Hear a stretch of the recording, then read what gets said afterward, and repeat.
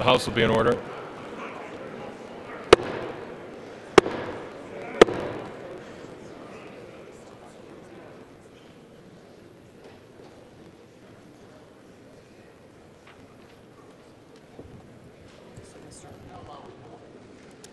Mr. Norman is recorded as Jordan.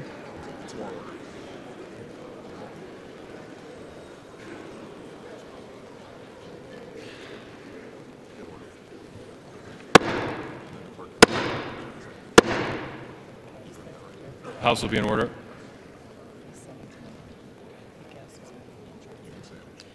Mr. Norman, Johnson.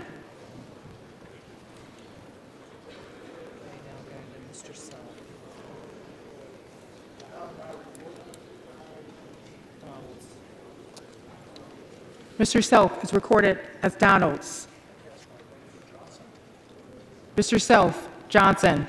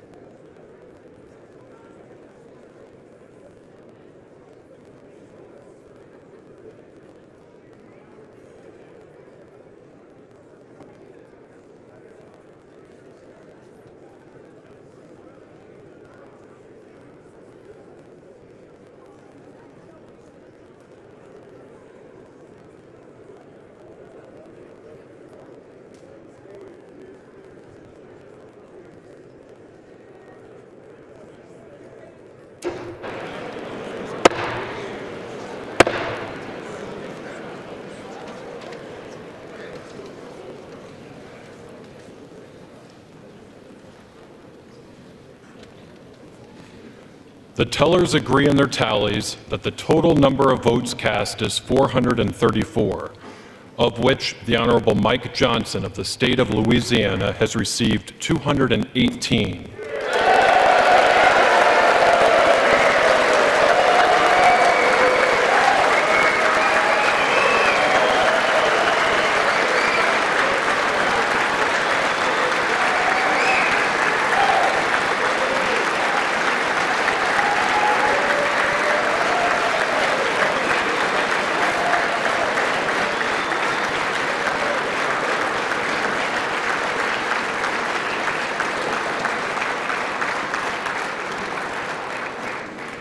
The Honorable Hakeem Jeffries of the State of New York has received 215.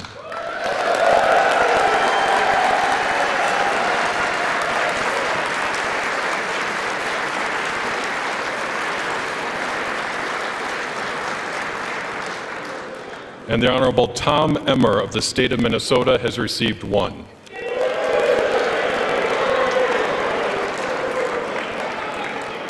Therefore, the Honorable Mike Johnson of the State of Louisiana, having received a majority of the votes cast, is duly elected Speaker of the House of Representatives for the 119th Congress.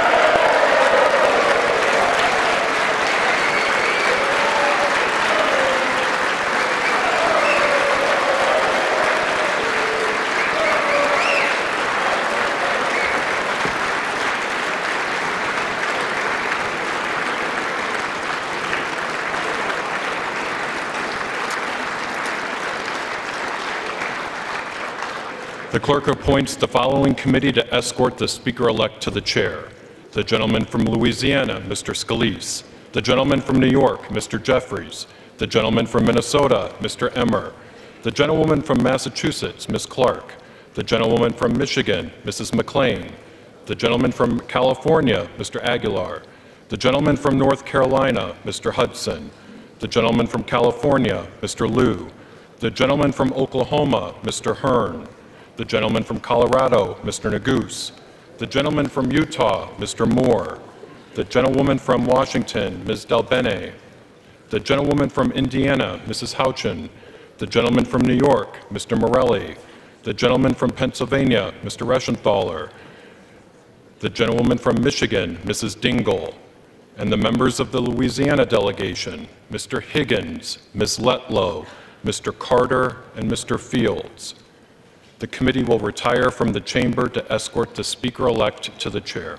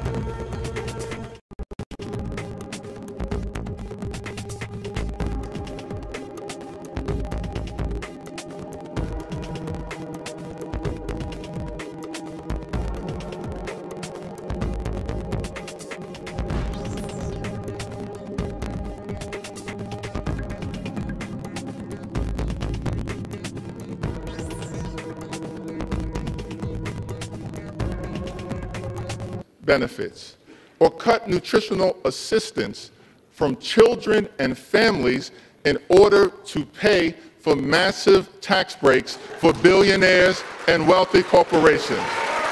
House Democrats will fight hard to protect working class Americans and the things that matter to them, not the wealthy, the well-off, and the well-connected. Keep your hands off Social Security and Medicare.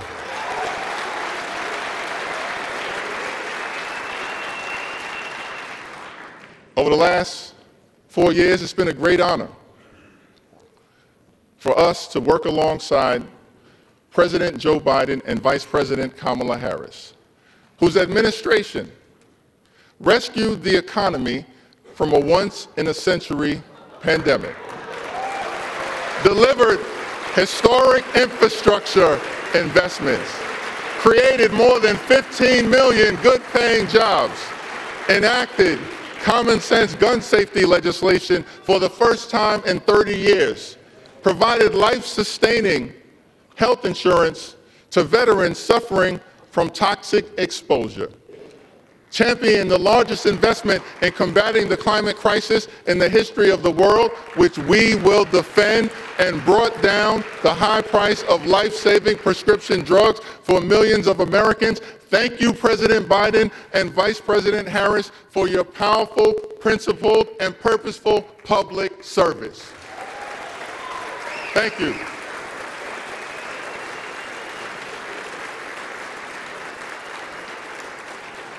Two months ago, the American people elected Donald Trump as the 47th President of the United States of America.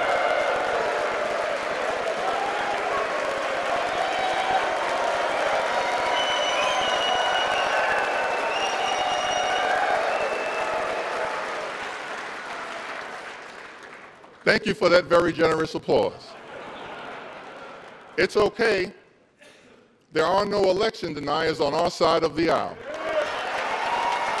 You see, one should love America. One should love America when you win and when you lose. That's the patriotic thing to do, and that's the America that House Democrats will fight hard to preserve because we love this country. America is bigger than any one campaign, any one election, or any one individual. America, the land of the free and the home of the brave. Let us never forget that our country is free, not simply because we are strong. America is strong because we are free. That freedom is now under assault. There are some in this country who apparently believe that the freedom of economic opportunity that made them wealthy should not apply to everyone else. Our message to that crowd is simple. Democrats will never abandon the long walk toward freedom. We will fight hard to defend the freedom of opportunity that makes the American dream possible. We will fight hard for the freedom to vote and to fight for a government of the people, by the people, and for the people. We will fight for the freedom to organize and join a union of your choice. We will fight to defend the free enterprise system, but work hard to make sure that it actually works for working class Americans. And we will always defend a woman's freedom to make her own reproductive health care decisions. America promises one nation under God, indivisible, with liberty and justice for all. That's the America House Democrats will fight hard to preserve. God bless you. God bless the House of Representatives. May God continue to bless the United States of America.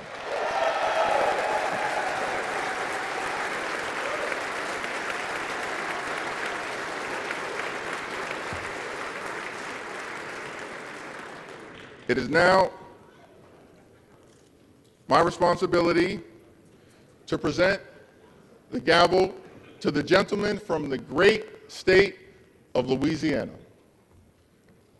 the son of a firefighter, a God-fearing man, a husband, and a loving father of four, the 56th Speaker of the United States House of Representatives, the Honorable Mike Johnson.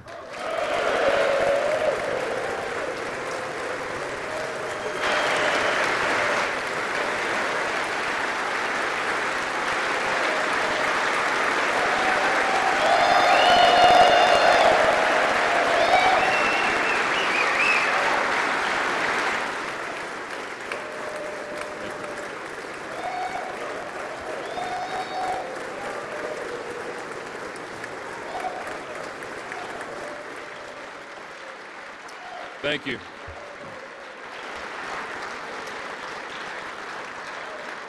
Thank you so much.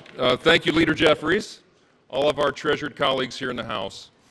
I'm grateful for this nomination. I'm grateful for this election, for the confidence this chamber has placed in me. It is the great honor of my life to serve this body with all of you. Of course, these are difficult days in our home state of Louisiana, where I come from. We all know about the terrorist attack in New Orleans, and it's really shaken our state. People are reeling from that attack. It took the lives of 14 innocent people, and it injured dozens more. And I wanted to begin appropriately today. If we could, I'd ask you all to join me in a moment of silence for the victims of this horrific act.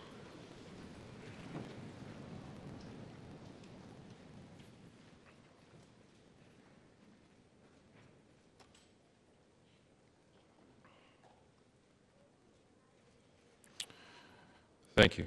Thank you for that. I believe in giving honor where honor is due, and all of us do well to honor our spouses. My wife happens to be here this time. She didn't make it last time. It happened a little sudden. Kelly, would you stand up here in the gallery? Thank you.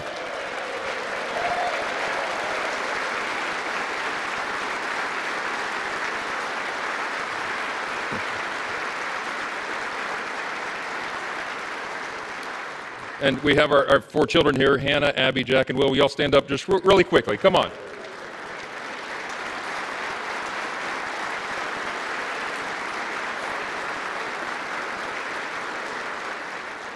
I wanted to do that. All of us recognize that there are no perks to being a congressman's kid, right? It's all sacrifice.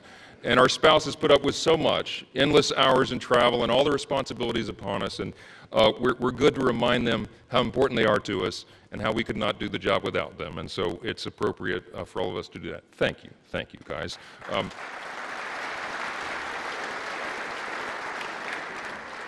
This is a momentous time in the nation of the history of our nation. It really is. And as members of the 119th Congress, we are stewards of the great American Revolution that began almost exactly now 250 years ago, 1775 and 1776. It will fall at the time of this Congress, the great anniversary. And in these 2.5 centuries, we've been reminded repeatedly that freedom is never free. And we have stood tall as the greatest nation on the face of the earth. It is without debate. We are the freest, the most powerful, most benevolent nation that has ever been in the history of the world. And it's not by happenstance. We are the ones who settled the West. We are the ones who ended slavery, who laid the transcontinental railroad, who gave women the right to vote, who won 2 world wars, who landed on the moon, and who won the Cold War. Throughout our history, we have done what no one thought was possible. And still, at 250 years old, our nation is actually a young nation. This past fall, I had opportunity to go to the G7 speakers meeting. It was held in Italy. It's the only international trip I took as speaker over the last 14 months because I didn't have time to do it, but it was a quick 3-day jaunt, and met with my colleagues, the speakers of the other parliaments, the great governments around the world. And we talked about that, how really special America is, how unique we are in our place on the globe, and how important it is for us to maintain that. And as I talked to these colleagues from around the world, I thought, our closest allies, who recognize how important we are, how important this body, this House is, I thought about how is it that such a young country has become so exceptional, so singular in its importance, that today stands as the world's leader in liberty and the economy and culture. 100 years ago, President Calvin Coolidge answered that very question in his inaugural address. It was March of 100 years ago, exactly almost. He said this: "We best serve our own country and most successfully discharge our obligations to humanity by continuing to be openly and candidly, intensely and scrupulously American." I love that. I love that. Today, yeah, that's right. That's an applause line.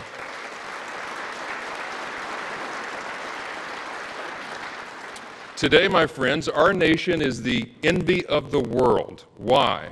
Because we have been marked by a spirit and a people who are explicitly that. We are explicitly American. We don't try to be like other nations, and we recognize that a strong America is good for the entire world. And everybody around the globe knows that. That's right.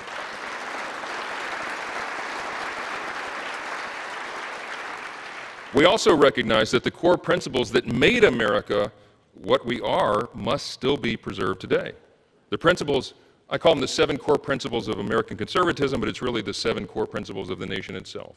Individual freedom, limited government, the rule of law, peace through strength, fiscal responsibility, free markets, and human dignity.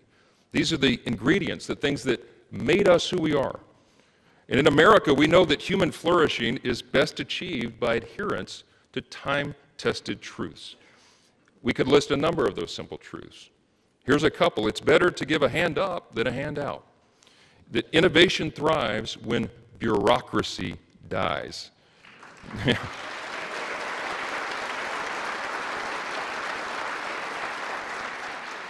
The simple truth that it is parents and families and not administrators that must be in charge of their children's education.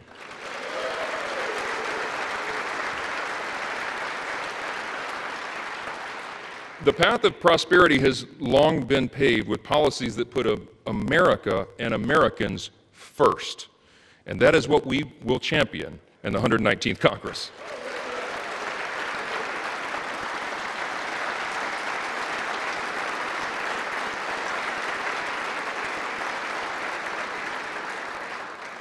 We have a mandate, and that was shown in the election cycle. The people want an America First agenda.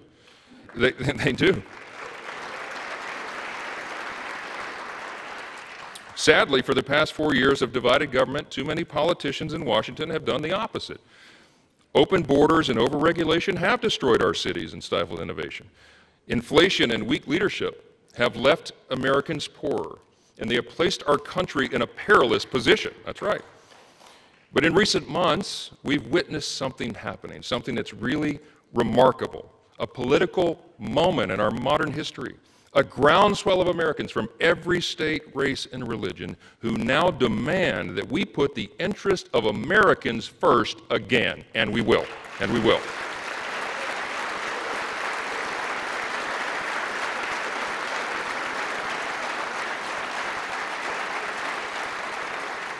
This is a powerful new coalition of our country. It's a coalition that insists that we purge the policies of America last and we bury them in the graveyard of history's mistakes, because it was a big mistake.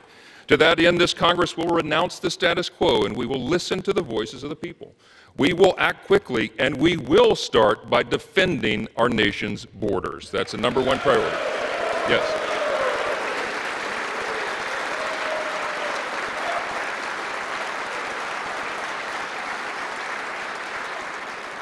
In coordination with President Trump, this Congress will give our border and immigration enforcement agents the resources that they need to do their job. We will secure the border, we will deport dangerous, criminal, illegal aliens, and finally finish building the border wall.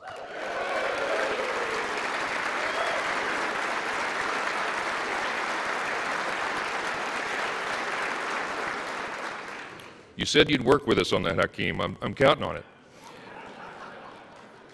After 4 years of high inflation, we have a big agenda. We have a lot to do, and we can do it in a bipartisan fashion. We can fight high inflation, and we must. We'll give relief to Americans, and we'll extend the Trump tax cuts.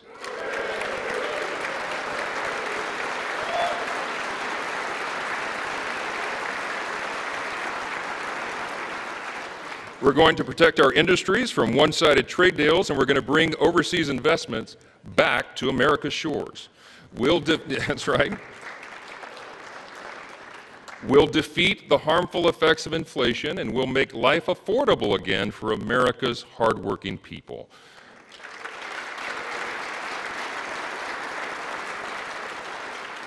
As leaders of a nation with vast natural resources that God has blessed us with, it is our duty to restore America's energy dominance, and that's what we'll do.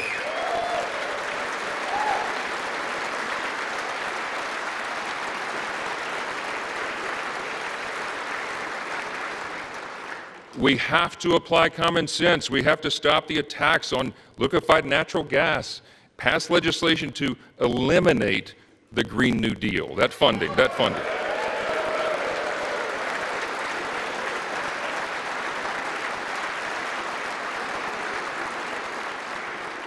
We're going to expedite new drilling permits. We're going to save the jobs of our auto manufacturers, and we're going to do that by ending the ridiculous EV mandates.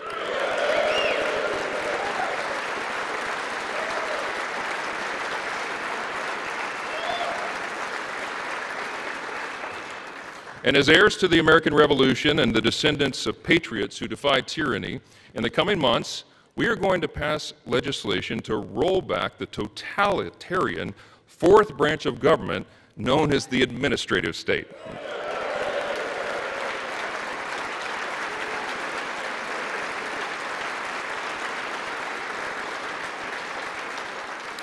We're going to drastically cut back the size and scope of government. We're going to return the power back to the people.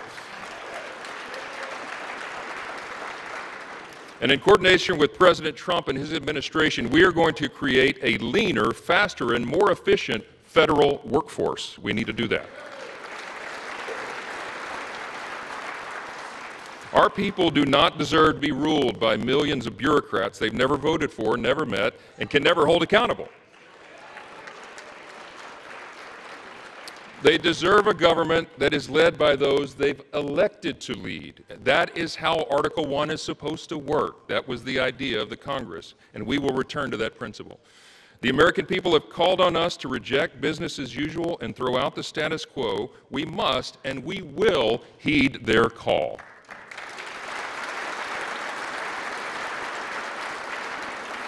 This is especially important as it comes to our nation's military. For too long, the Washington establishment has sought to appease and accommodate our nation's adversaries. They've tried to replace our military warriors with social justice warriors. It does not work. And while we're still the most powerful fighting force in the history of the world, by God's grace, the same establishment has eroded the capacities of our Army and Navy and diminished the readiness of our Air Force. We have to put an end to this madness.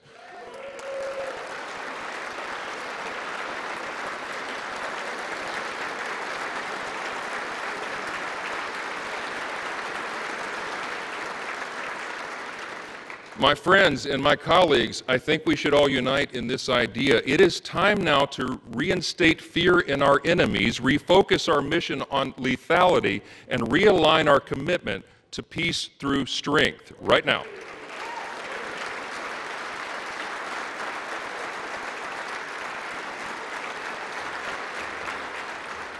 We have to prioritize the things that matter most. We have to make adequate investments in defense. This is the most dangerous moment since World War II, and everyone around the world is looking to America and looking to this body to ensure that we maintain the peace. What we're proposing now is just simply, as President Trump likes to say, a return to common sense. And he's exactly right. That message resonated across the country. I am very thankful, personally, that this body is filled with men and women who are committed to that change, to return to common sense. We can do this together. We should. It is our responsibility to do so. When I first took this gavel, many of you heard me say that I don't believe in luck or consequence. I believe in the idea of providence. And this morning, I participated with many of you early this morning in the 119th Congress Interfaith Prayer Service. It was held at St. Peter's Catholic Church. Many of you were there. It was an ecumenical service in a bipartisan service, which was great. My good friend Hakeem Jeffries began by reading with the Old Testament. He read out of Deuteronomy 10. And then I was asked to provide a prayer for the nation. I offered one that is quite familiar to historians and probably many of us. It said right here in the program, it says right under my name, "It is said each day of his 8 years of the presidency and every day thereafter until his death, President Thomas Jefferson recited this prayer." I wanted to share it with you here at the end of my remarks, not as a prayer per se right now, but as really as a reminder of what our third president and the primary author of the Declaration of Independence thought was so important that it should be a daily recitation. Let me just read you that prayer. It goes like this. Thomas Jefferson's Prayer for the Nation, it's entitled. "Almighty God, who has given us this good land for our heritage, we humbly beseech thee that we may always prove ourselves a people mindful of thy favor and glad to do thy will. Bless our land with honorable ministry, sound learning, and pure manners. Save us from violence, discord, and confusion, from pride and arrogance, and from every evil way. Defend our liberties and fashion into one united people the multitude brought hither out of many kindreds and tongues. Endow with thy spirit of wisdom those whom in thy name we entrust the authority of government, that there may be justice and peace at home, and that through obedience to thy law we may show forth thy praise among the nations of the earth. In time of prosperity, fill our hearts with thankfulness, and in the day of trouble, suffer not our trust in thee to fail, of which we ask through Jesus Christ our Lord. Amen." That was Thomas Jefferson's prayer. Yeah.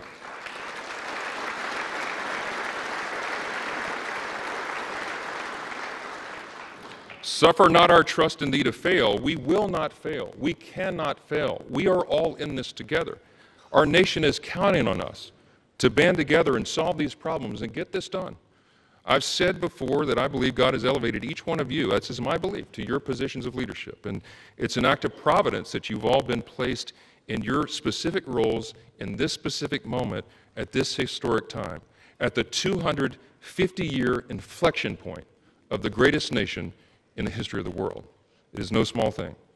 We're also witnesses to the providence that spared our incoming president, President Trump, from the assassin's bullet, remarkable as that was, and to the new coalition of Americans that has risen from every creed, color, and cul-de-sac who want us to put America first. Our people are asking for a thriving economy and a rebuilt middle class and strong borders and a strong military, and we can deliver that. See, these objectives and these aims don't have an R or a D behind them. They have a USA. That's what we're about.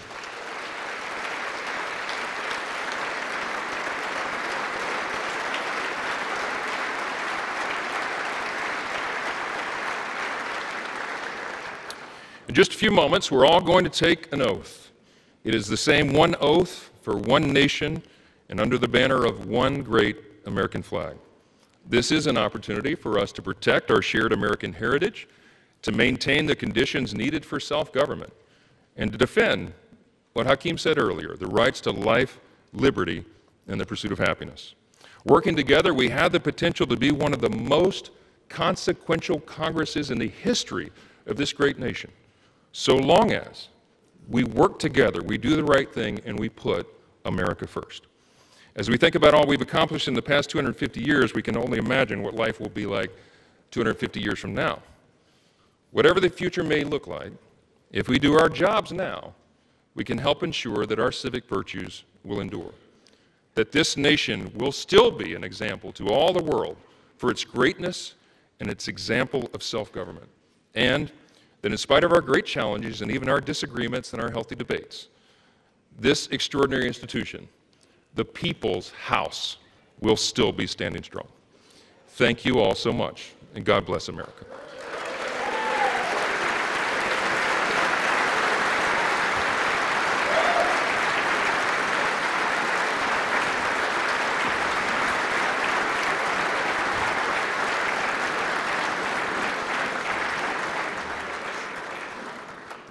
So as the sequence of events requires, I am now ready to take the oath of office. I ask the Dean of the House of Representatives, the Honorable Harold Rogers of Kentucky, to administer the oath. Mr. Speaker, number one, congratulations on your election. When our founding fathers... Hold just a second, Dean. We don't have the microphone on yet. Hello, test. Today we celebrate our shared American self-rule. When our founding fathers rejected calls for an American king and chose a bold and innovative government of self-rule, it was met by opposition, understandably, by the world's kings. They said, "You can't govern yourself. You need a king to direct the country." They said, "It's only a dream, self-rule." The founding fathers said, "You're right. It's the American dream."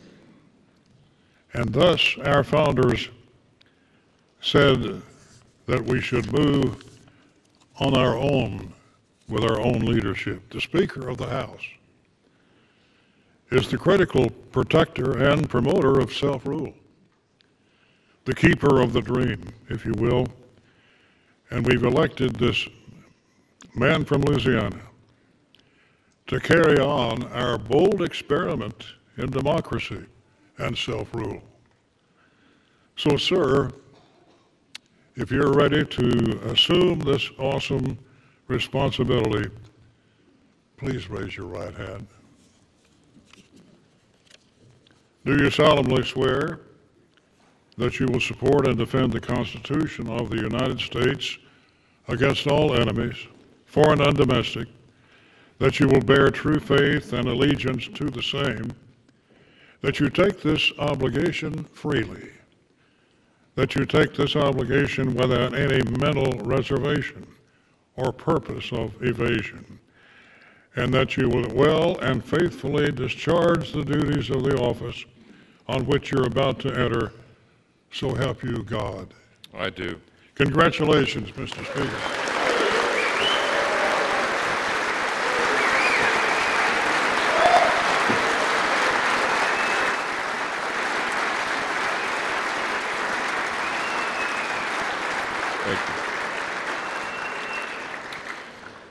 You may as well remain standing because according to precedent, the chair will swear in the members-elect en masse. The members-elect will all rise, and the chair will now administer the oath of office. Will you raise your right hand? Do you solemnly swear or affirm that you will support and defend the Constitution of the United States against all enemies, foreign and domestic, that you will bear true faith and allegiance to the same, that you take this obligation freely without any mental reservation or purpose of evasion, and that you will well and faithfully discharge the duties of the office on which you're about to enter, so help you God. Congratulations, you are now members of the 119th Congress.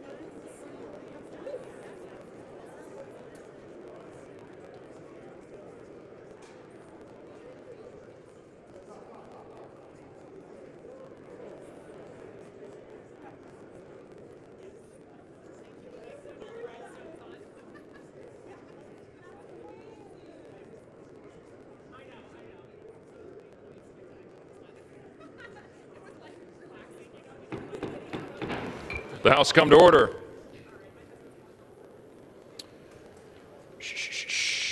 The chair recognizes the gentlewoman from Michigan, Mrs. McClain. Mr. Speaker, as chair of the Republican Conference, I am directed by that conference to notify the House officially that the Republican members have selected as Majority Leader the gentleman from Louisiana, the Honorable Mr. Steve Scalise. The chair recognizes the gentleman from California, Mr. Aguilar. Mr. Speaker, as the chairman of the Democratic Caucus, I have been directed to report to the House that the Democratic members have selected as Minority Leader the gentleman from New York, the Honorable Hakeem Jeffries. Yay! The chair recognizes the gentlewoman from Michigan, Mrs. McClain. Mr. Speaker, as chair of the Republican Conference, I am directed by that conference to notify the House officially that the Republican members have elected as Majority Whip the gentleman from Minnesota, the Honorable Tom Emmer. The chair recognizes the gentleman from California, Mr. Aguilar. Mr. Speaker, as the chairman of the Democratic Caucus, I have been directed to report to the House that the Democratic members have selected as Minority Whip the gentlewoman from Massachusetts, the Honorable Catherine Clark. The chair recognizes the gentlewoman from Michigan, Mrs. McClain. Mr. Speaker, I offer a privilege resolution and ask for its immediate consideration. The clerk will report the resolution.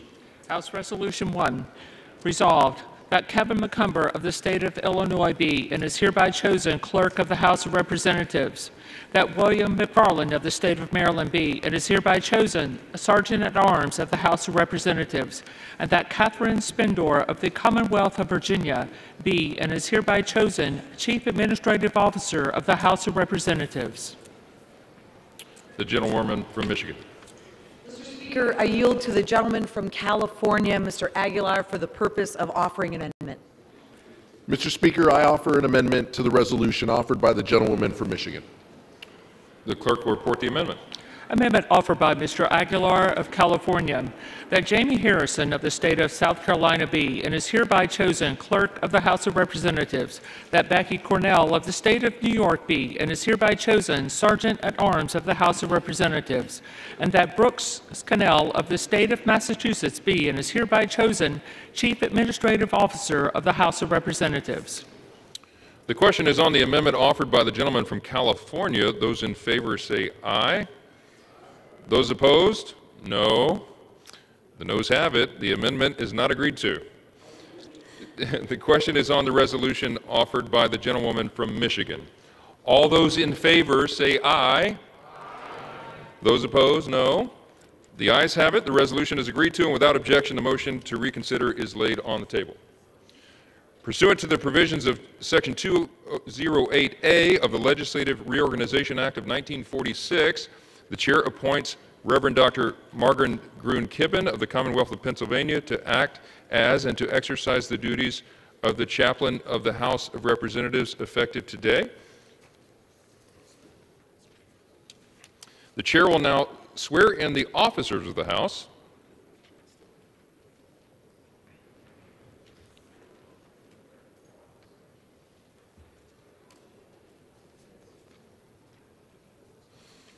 Will you raise your right hand?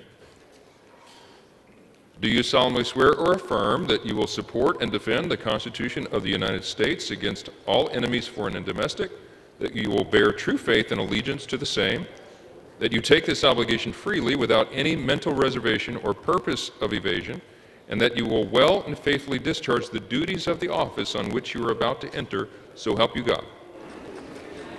Congratulations.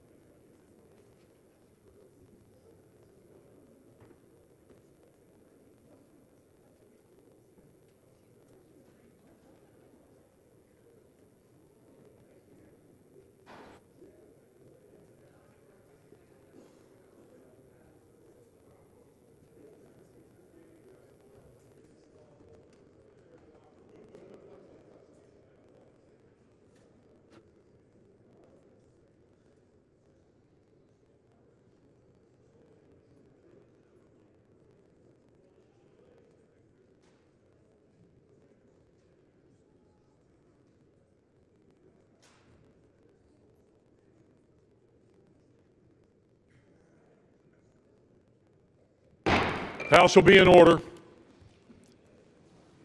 Members are advised to take their conversations from the floor so proceedings in the House can continue.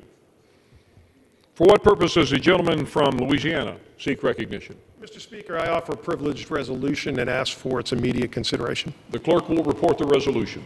House Resolution 2, resolved that the Senate be informed that a quorum of the House of Representatives has assembled, that Mike Johnson, a representative from the state of Louisiana, has been elected Speaker, and that Kevin McCumber, a citizen of the state of Illinois, has been elected Clerk of the House of Representatives of the 119th Congress. Without objection, the resolution is agreed to, and the motion to reconsider is laid on the table. For what purpose does the gentleman from Louisiana seek recognition? For a privileged resolution and ask for its immediate consideration. The clerk will report the resolution. House Resolution 3, resolved that a committee of 2 members be appointed by the Speaker on the part of the House of Representatives to join with a committee on the part of the Senate to notify the President of the United States that a quorum of each House has assembled and Congress is ready to receive any communication that he may be pleased to make. Without objection, the resolution is agreed to, and the motion to reconsider is laid on the table.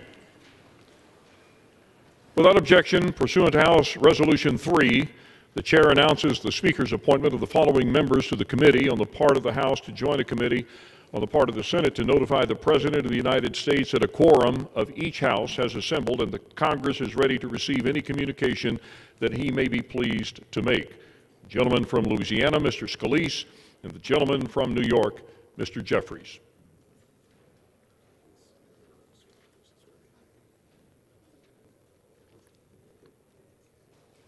For what purpose does the gentleman from Kentucky, Mr. Rogers, seek recognition? Mr. Speaker, I offer a privileged resolution and ask for its immediate consideration. The clerk will report the resolution. House Resolution 4, resolved that the clerk be instructed to inform the President of the United States that the House of Representatives has elected Mike Johnson, a representative from the state of Louisiana, as Speaker, and Kevin McCumber, a citizen of the state of Illinois, as Clerk of the House of Representatives of the 119th Congress. Without objection, the resolution is agreed to, and the motion to reconsider is laid on the table.